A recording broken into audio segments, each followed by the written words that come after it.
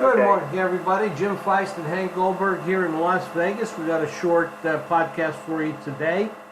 Hank, it's a big weekend big week, I should say, of tournament action. A lot of smaller schools today, but it's going to get hopping here pretty soon. Well, if you followed me, if you're our followers got me this weekend, you guys cleaned up.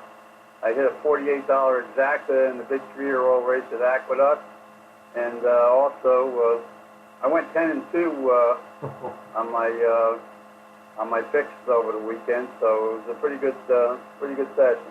I would say so. Awesome, congratulations. Well, what do you got for today? What would you like to talk about? Well, there's a lot of college tournaments coming up. Monmouth is playing Iona today. Monmouth had a tough time until they pulled away yesterday. Iona had an easier time. They may be a little bit fresher. St. Mary's is playing San Diego in the tournament out here, and Pepperdine's playing Gonzaga. Finally get to see a Gonzaga play. Hofstra, Delaware is an interesting matchup in the East Coast. And Wolford. Wolford's a nice team. Very nice. And they get to play North Carolina's team, one of the North Carolina smaller schools. And Furman got knocked off yesterday in a tight game. But those are the games that are on tap for today. A nice schedule. And then later on in the week, the bigger tournaments, the bigger conferences get into action. I had a nice play on Michigan State. He's done some job in putting that team together, and they just have Michigan's number. A couple of teams. Indiana is sneaking into the tournament right now. They're playing pretty well. But I'll tell you, Purdue is a team to look at in the Big Ten tournament. And then, of course, I guess Zion's going to play for Duke in the ACC tournament later on in the week, and we'll see what happens with that. They get going midweek with the ACC tournament, and the Big East will be interesting. This is a great time for college baskets right now, and you got to start wondering about what's going on out west in the NBA. As they got beat, the big team got beat by the Arizona team, by Phoenix yesterday.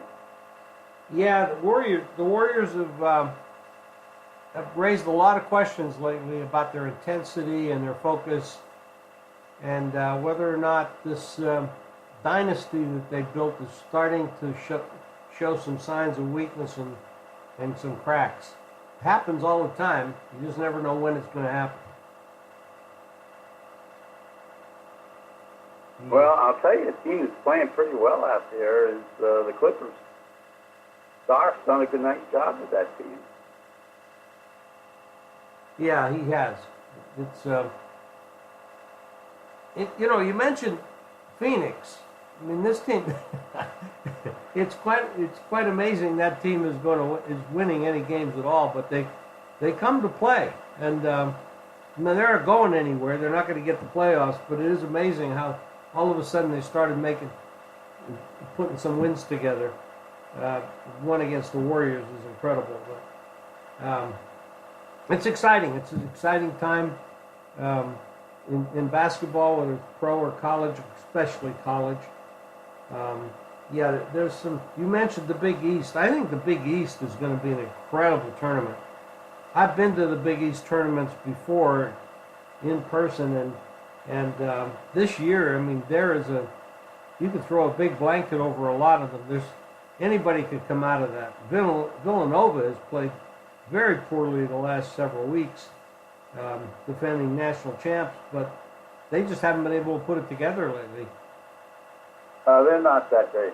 And I'll tell you, Seton Hall beat them over the weekend. Seton Hall's come on and played pretty well recently. And they could be a factor. It's kind of wide open. Um, that's, uh, that's, that's going to be a nice tournament over the weekend. But, St. John's is kind of up and down. But I'm not sure who to peg there right now. And even Xavier and Creighton have had some runs, and anybody gets hot, it can. That's what's going to determine it. Somebody that gets hot at the right time, just like UConn did a few years ago when they didn't have that great a record. They started putting it together in their tournament, and they just carried it through to a championship. Yep. Let's keep an eye on the Hall. Yeah, and you mentioned St. John's. I mean, they've had some moments where they looked unbeatable, but like you said, they're up and down. So it's gonna be great. We got our plays up at jimfeist.com. We're gonna have stuff up every day. We expect to have a good weekend. Hank, congratulations on a 10-2 weekend in college hoops, and of course the big exacta that you hit. You ought to get one more note in here. They've shut down the track out in California, and the better 3-year-olds are leaving for Oaklawn, and the Rebel Stakes is Saturday, and we'll take a look at that on our services. Baffert sent a couple of horses there, Hollendorfer, but some of the better 3-year-olds are leaving the West Coast now and looking for other venues because Santa Anita's, they don't know when they're going to resume racing there. It's a real disaster. And they should have a big shake-up in management there for what they've done to that place. DJ Campo came out from New York as racing secretary. He's a bully and a monster.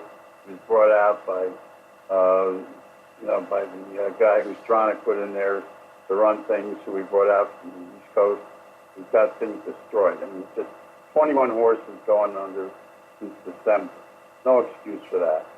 And the activists are after them. They got big problems. And the whole 3-year-old picture on the West Coast right now is in an uproar over it. So watch the races coming up at Oaklawn. They had a nice race at Aqueduct, and there's a horse that I'm going to tip you off to right now that Bill Mott ran in the Tampa Derby, who won. And Mott has 3 good 3-year-olds, and he's the one that he likes the best right now. The name of the horse is Tacitus, T-A-S-I-T-U-S. He won the Tampa Derby, coming from off the pace, running up the rail to win in a minor upset. But Mott has always been high on this horse, and Bill's never won a Kentucky Derby. Keep an eye on that one. We'll see where he goes next. All right. Well, thanks for the tip, Hank. I appreciate it. And it is a shame what's going on in Santa Anita. Years ago, I used to be a horse owner, and I can't. It really makes me very upset to see these horses die so prematurely because of management. Those people should all go to jail, in my opinion, that caused this. But in any case, that's a personal thing. Hank, have a great day. Thanks for your time today. We'll talk again Wednesday. Okay, Jim. Hope you're feeling better. Thank you.